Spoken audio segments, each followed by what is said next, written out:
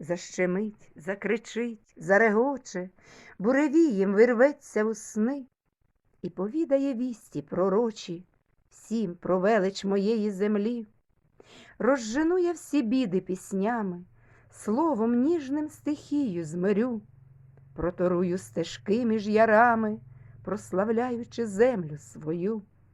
Я дитина твоя, Україно, твоя квітка, травинка, роса, і молитва моя щира лине, і в обійми бере небеса.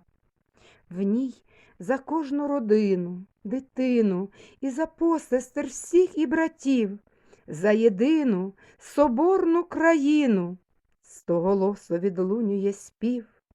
Душі чисті її підхопили, понесли на батьківський поріг, щоб послав він моїй Україні миром скроплений свій оберіг.